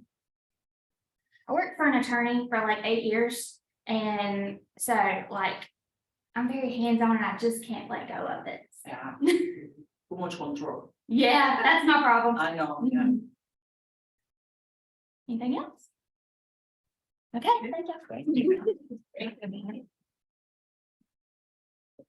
All right. Who wants it next? Doesn't matter. I'll just work this way. We'll just go in order. Let's go in order. And that's it. Okay, do I need to stand up? No, you can sit. I can sit. You Okay. can stand if you want. You can sit. Can everybody see me? Can everybody hear me? Okay, I'm Lynette. I got licensed in August of 2018. Joined Lantern, I think in October or November of that year, and didn't actually get full-time into it until really towards the end of 2019, because my sister was sick. And but 2019, I was elated because I'd made more than my salary job. 2020, I'd done better, but I did join a coaching group in 2022, February 2022. And last year was my best year ever. My goal, being honest, being transparent, my goal was $100,000 for last year. And I had met that in June. And so actually doubled it, a little bit over double. But this year is slower because the market is a little different, but I'm still on track. And I do have to say, I mean, I give a credit to my coach. It's not with you guys, but my coach, because I did have a real estate coach and a mindset coach, and the mindset coach was so valuable because I would get in a funk and I'd schedule a call with her and she would get me right on track. And she's kind of like your coach with my why. That lady has put me in tears so many times. I'd be like, she's like, okay, breathe, drink some water, breathe. She's like, suck it, inhale, exhale. And but she's awesome. But yeah, but for newer agents, I'll be honest with you, the one thing that really got me going really quickly was, and I have to give Laura Overcash credit for this, she taught us a class on working on our database. I mean, we had file boxes or cards because we wrote on index cards, creating our database, and we sent out handwritten note cards to everybody we personally knew. And then it's just, hey, just letting you know, I'm a realtor now and I'm looking to help 20 families this year. So if you know anybody looking to buy or sell property, please remember me. And we'd stick 2 note cards with those little glue dots on the top flap and put one for you, one to share. And honestly, I mailed those out. I'd mail them out as I get them done. I'd stick them in the mail. And the very next week after starting that, a lady right behind me in church poked me. She's like, I didn't know you was a realtor. I need you to sell my dad's house. You know, so, and it just started. And another thing that I think is useful is HomeBot. You can get that through Terry Whitesell, and it's only $25 a month. That gets a lot of conversations started for me. And I have people reaching out to me, hey, it's only showing that my house is worth this. And I'm like, oh, well, and they're like, we did all these updates. I'm like, well, I need to come out and check out your updates and I can reevaluate it and change it in there. So, and do a CMA. So anyway, that's what's really helped me, and a lot of prayer. But it has been amazing. I have paid off my house. I bought a 2021, I think it is, Toyota 4Runner last year, cash. And so, you know, you can do it, but it's like Gina said, you have to work on it. You cannot sit at home. You have to get out. You have to meet people. I mean, even if you're just going to sit in an office doing phone duty, which I heard very few people are doing that right now, phone duty is a good way to get some new leads too. So, any questions, anything?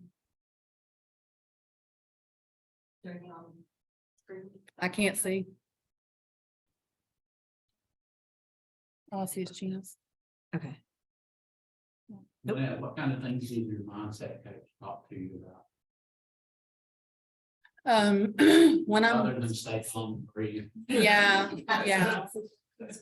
She helps me to refocus on what's important and not let the little things bother me. And she even helps me with personal stuff.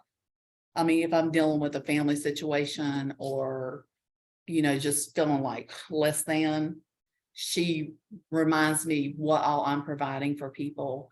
And I mean, she's really a good booster and encourager. And a lot of times I think as realtors, especially when you're just getting started, those first couple of years or so, it's like, golly, I think I'm just gonna have to go get me a job, you know, because things don't move as fast when you're first starting. Now, some people hit it running and you just stand back and like, wow. But I wasn't one of those people, and Chris can tell you, I wasn't outspoken or anything like that. And so I had to come out of my shell, but she helped me with that and helped me to feel like I was not less than, you know, because sometimes I go into a meeting with a group of realtors or one of the big things they'd be doing, I'm like, I ain't talking to nobody because I'm a nobody type thing. But know that you're not a nobody. You're just as important as the $1 million realtor or, you know, the person who just closed a $3,000 commission check. You know, you're still, every transaction is important. And kind of like Amanda said, if you just keep helping people and being that person that they can come to, they know they can come to you and ask you real estate questions, and you won't press them about, well, make sure you call me, you know, if you're ready to list, like if they have any type of question, whether it's needing somebody to help find a roofer, or they're like, hey, my mom's selling her house to my cousin type deal, you know, what's the right way? How do we need to do this? I just walk them through it. But now I always say, you know, if you change your mind, decide you need a realtor, though, you know who to come to. I said, but you know, anything I can do to help you, you know, I'm there. So, and that works because I'm probably 90% of my business is referrals from my sphere. So really build your sphere because you'll get repeat business from that. How long have your coach, I started with her in February of 2022. and you stay with her? Or Mhm.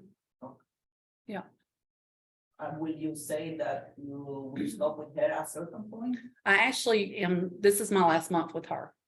Yeah. Yes, I'm nervous.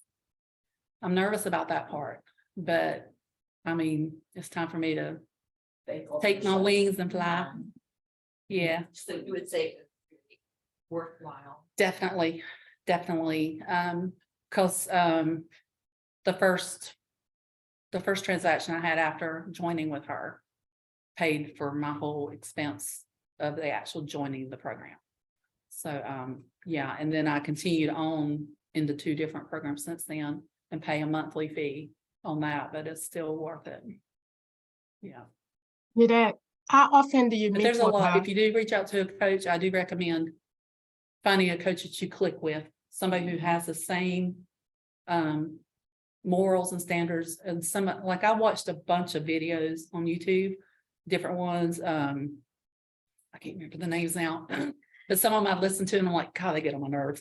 And so I was like, and then I kept going back to this one and so I'd listened to this more and I keep going back to this one. And so I made the call and they were the type people kind of like Middleton. It's like, hey, we want to make sure we're the right coach for you.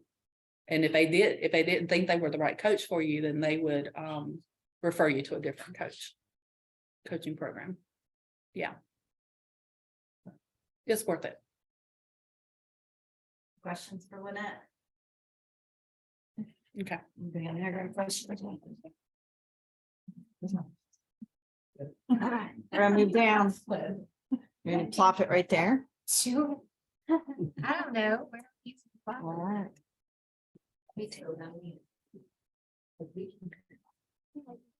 you want to move? You want to stand? Okay. All right, we are moving on to Melissa Yates. She is out of our Salisbury office. Hi. How are y'all? It's cold in here. Sorry, just saying. So I have been with Lantern since January of 2020. I had gotten my license in November of 2019. So relatively new to the business. I went directly with a big box firm and I learned a lot from them because they have practices in place. So speaking to the sphere of influence, I would second that or fifth that because everybody is going to say, go to your people first because they're your biggest advocate. However, I will say that if it doesn't happen to you or it hasn't happened to you yet, it will. Your best friend, your neighbor who you have talked to about housing will choose someone else along the way and it hurts really bad. But you just keep going. Like they may still refer you to someone else. And that has happened to me before where one of my, several of my closest friends, they're like, well, you were so new. And like, we just thought somebody else could handle it, but yet they've given me 3 referrals now that I have more experience. So I would just say, keep pushing along, work your people, follow up.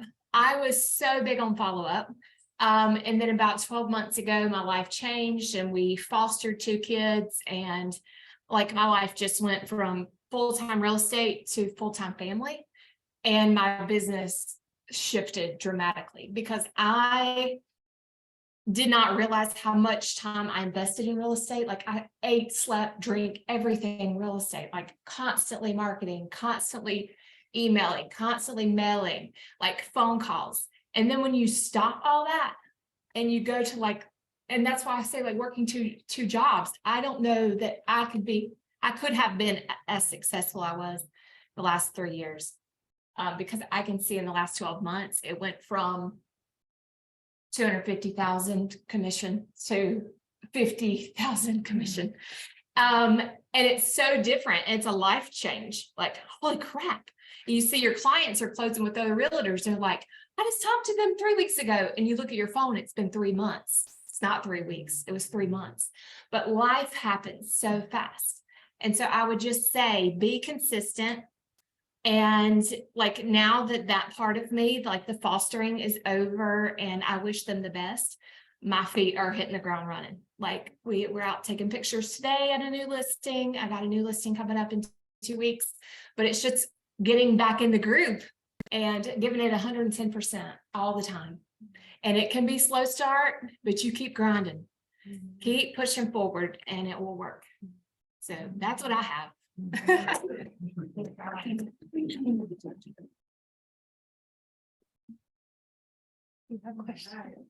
No questions. You sure? All right, we got Trisha Strickland up, Annapolis office. All right, go Trish. Hey guys, so I don't like to public speak either. I think that's everyone's like worst fear.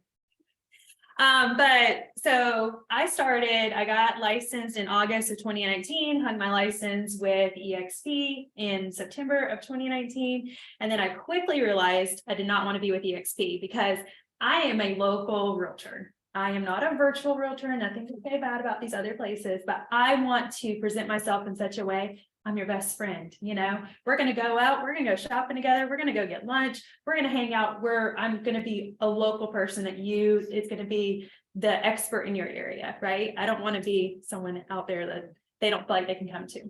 So I quickly went to Lantern because that's the best place, right?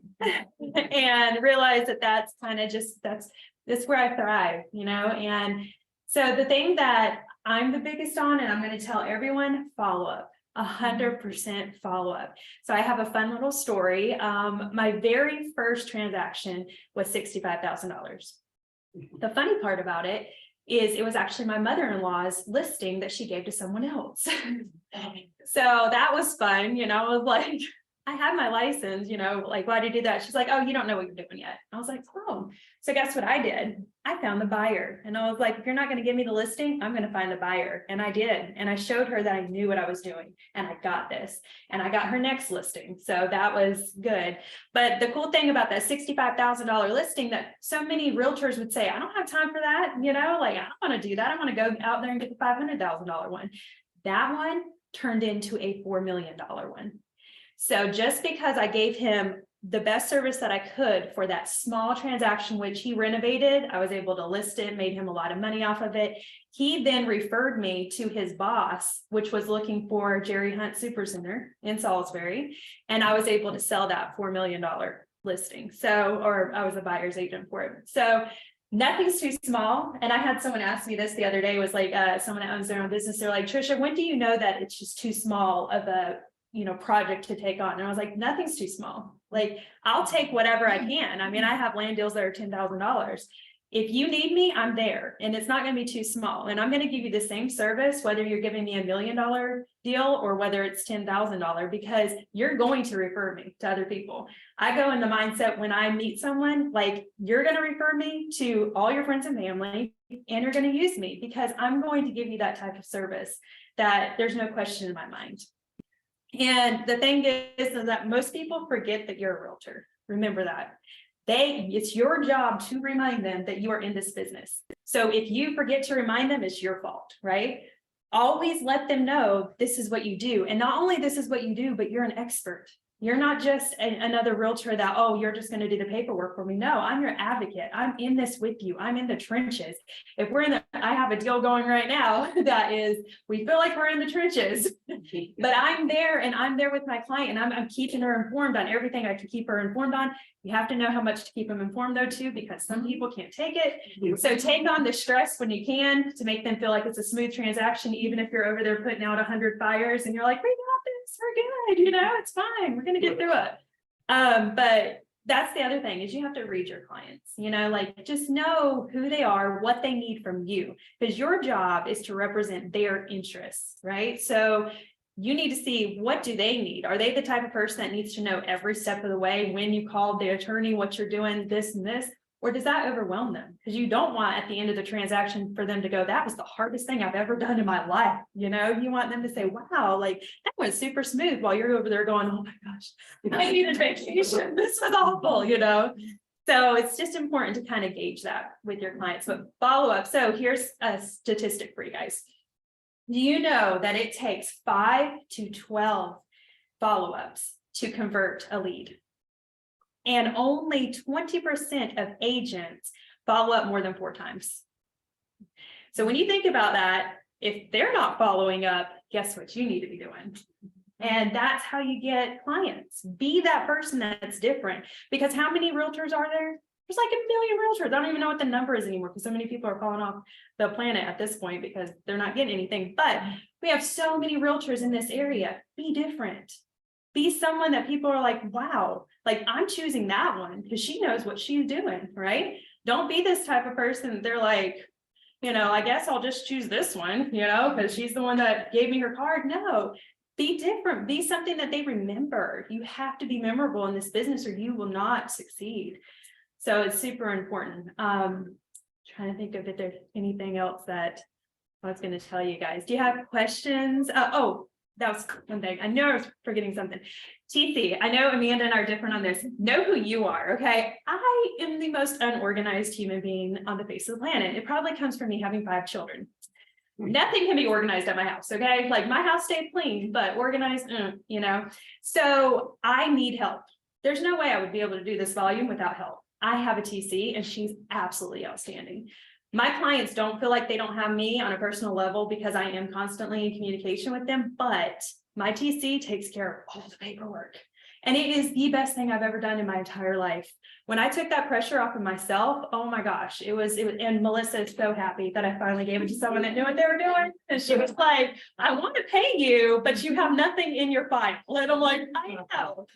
So it's super important to know what you need, because if the paperwork side is bogging you down, get rid of that side, give it to someone else, you know, like make sure that you're doing what you do best. If you are meeting people and if like communication is best for you, then go out there and meet new people while someone else is doing the junk that you don't want to do. Because I don't want to do that. Right.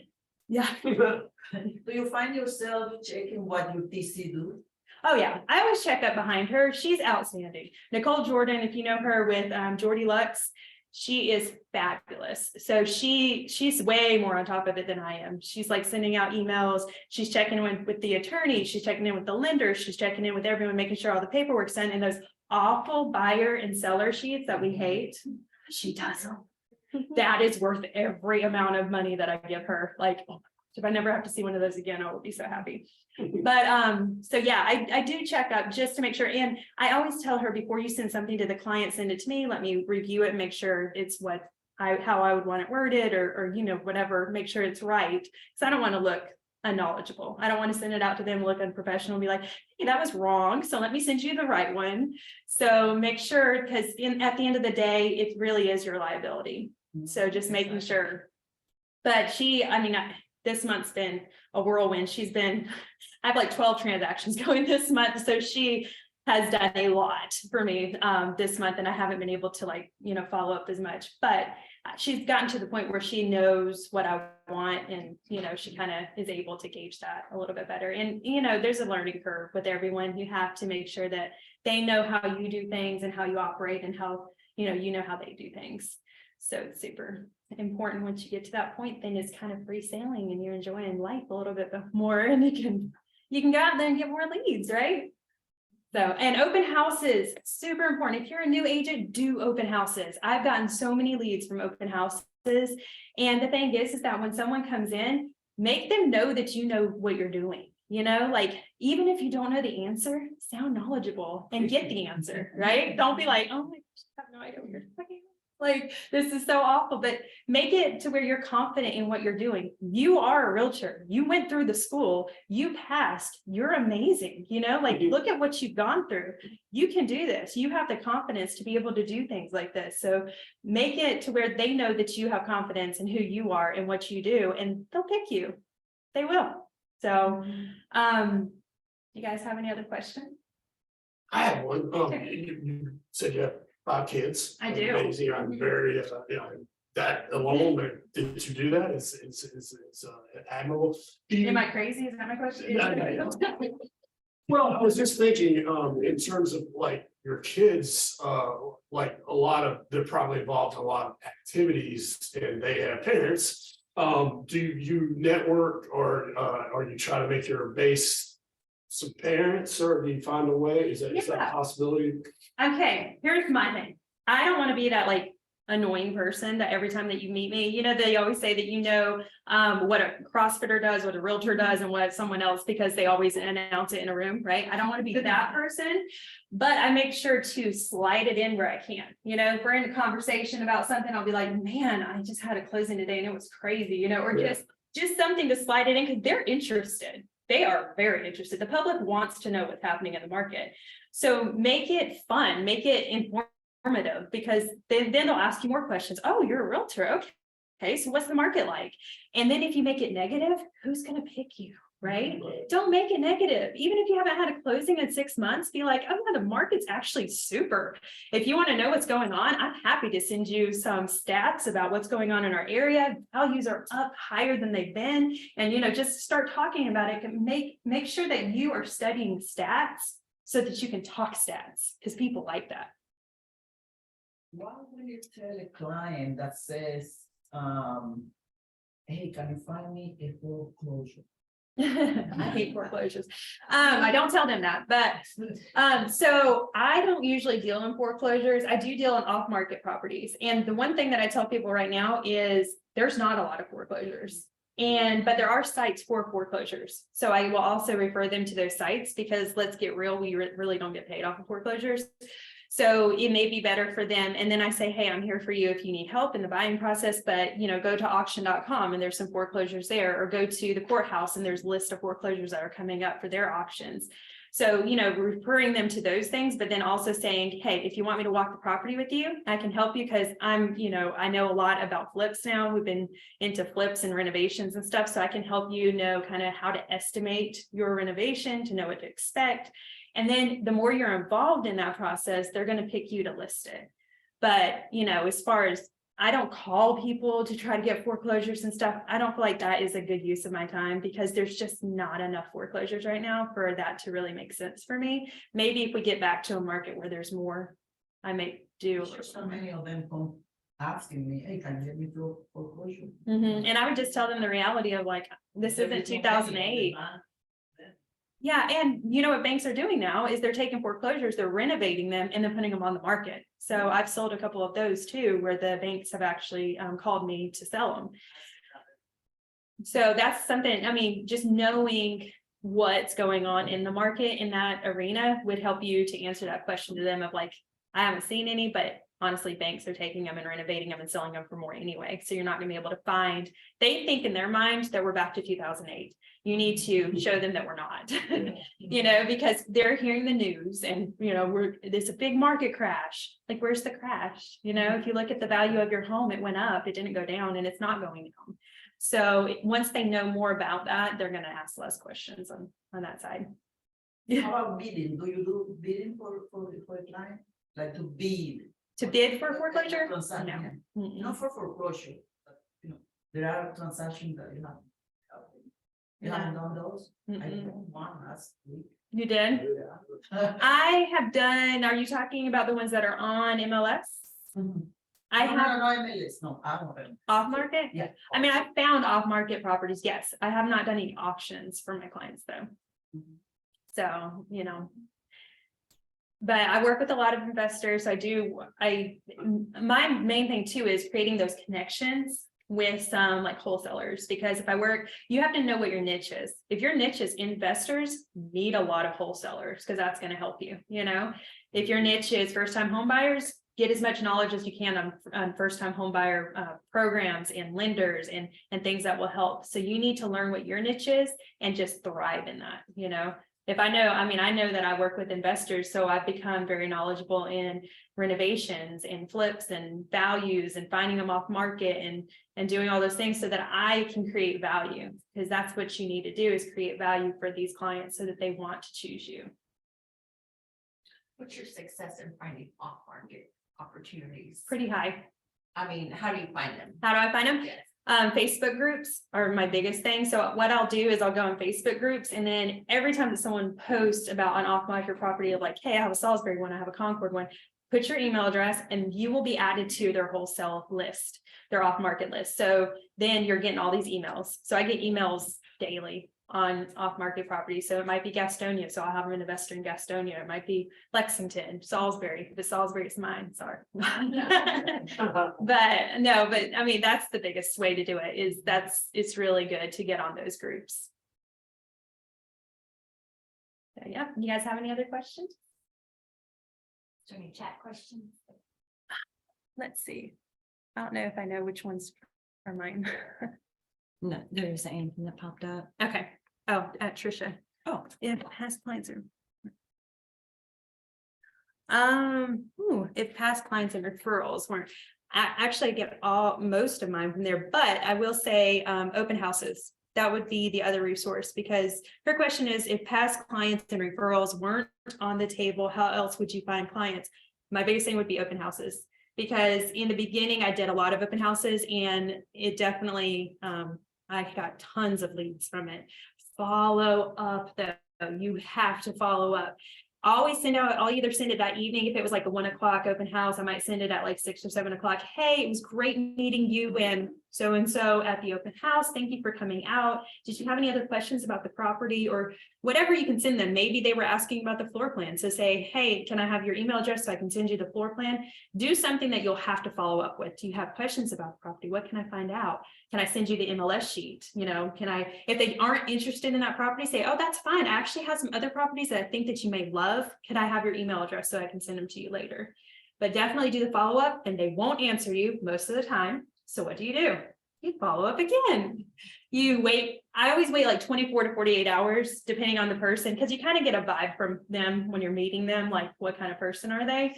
So wait and then follow up again. Hey, I just want to make sure you got my message or got my email regarding the items that I gave you. Do you have any questions about it? You know, or send them something else that's important. Like, hey, I didn't know if, I know we had a conversation about the market. Here's a spreadsheet that tell you what the stats are in this area. I thought that it would be interesting for you to look at, you know, just something that is going to be informative that they would want to read and be like, wow, you know, this is really cool. Maybe you have more information for me. You gotta do it 5 to 12 times. Yep. 5 less times. That's right. People like to say no, right?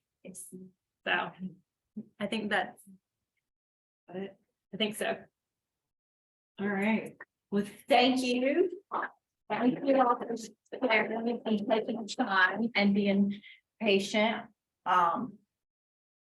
for the last class that ran over. I appreciate that.